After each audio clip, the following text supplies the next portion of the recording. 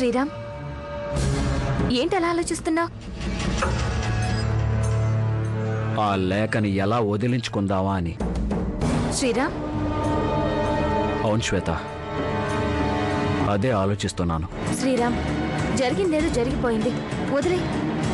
ఇప్పుడు ఇవన్నీ ఆలోచిస్తూ కూర్చుంటే నీ మనసు ప్రశాంతంగా ఉండదు. నువ్వు ప్రశాంతంగా లేకపోతే మీ అమ్మ ప్రశాంతంగా ఉండలేదు. మీ అమ్మ ప్రశాంతంగా ఉండకపోతే మీ ఇల్లు ప్రశాంతంగా ఉండదు. అనవసరంగా ఇవన్నీ ఎందుకు చెప్పు? ఈ జీవితం ఇంతే అనుకో. లేదు శ్వేత, ఈ జీవితం ఇంతే అని సరిపెట్టుకునే టైప్ కాదు నేను. నా జీవితం నాకు ఇష్టం వచ్చినట్టు ఉండాలి. దాన్ని నా జీవితంలో ఉండనివ్వను. శ్వేత, ఏంటి విషయం? రేఖ, మనం వేసిన ప్లాన్ బాగా పనిచేసింది. అలాగా? అవును, తను లేఖను వదిలించుకోవడానికి బాగా ప్రిపేర్ అయ్యాడు. ఏదో ప్లాన్ కూడా వేస్తున్నాడు. శ్రీరామ్ని చూస్తుంటే ఆ లేఖని ఇంట్లో గాని తన జీవితంలో గాని ఉండనిచ్చేలా లేడు. కంగ్రాట్స్. రాత్రి ఆ వెదవెవడో ఫోన్ చేసి నేత్రతో నేనున్న ఫొటోస్ కొరియర్ చేస్తానన్నాడు. ఈరోజు ఆ కొరియర్ వస్తుందన్నాడు. ఇప్పుడు అమ్మ డోర్ దగ్గరే ఉంది. ఇప్పుడు గాని కొరియర్ వస్తే అది అమ్మ చూస్తే ఎలాగైనా సరే అమ్మని మేనేజ్ చేయాలి. కొరియర్ అమ్మ కంట పడకుండా చూడాలి.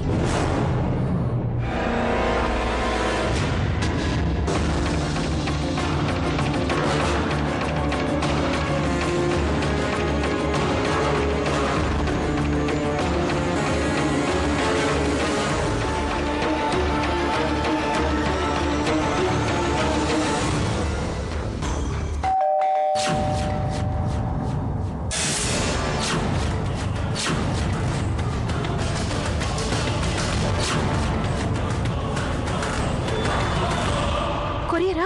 అవునండి. ఇటువంటి మీ పేరు జగదీశ్వరా? కొరియర్ వచ్చింది ఇక్కడికే కదా, ఇవ్వచ్చు కదా. అది కాదండి, జగదీశ్వర్ పేరు మీద వచ్చింది కదా. పర్వాలేదు, ఇవ్వండి. అయినా కింద వాచ్మెన్కి ఇస్తే ఇచ్చేవాడు కదా. పర్సనల్ కొరియర్లో ఉంది కాబట్టి పర్సన్కి ఇవ్వాలి. జగదీశ్వరి నేనే, ఇటివ్వండి. ఆ మాట ముందే చెప్పొచ్చు కదండి. ఇదిగోండి, ఇక్కడ సంతకం పెట్టండి.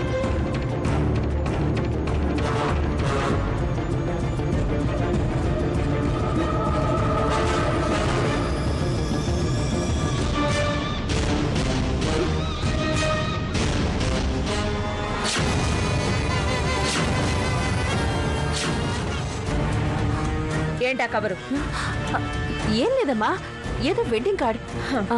దానికి అంత టెన్షన్ ఎందుకు? ఇలా ఇవ్వు. ఇవ్వు.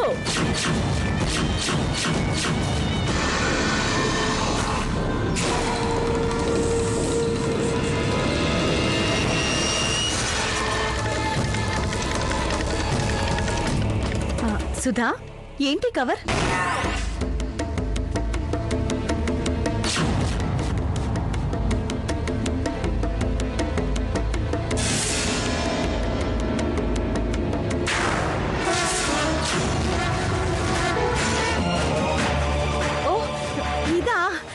ఇది నాకే వచ్చింది అత్తయ్య గారు.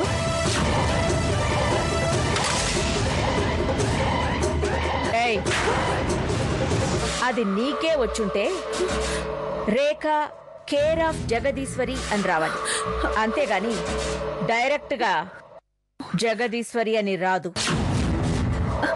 అబ్బా, కొరియర్ కి కూడా ఎందుకు అత్తయ్య గారు అంతరార్థంతం చేస్తారు?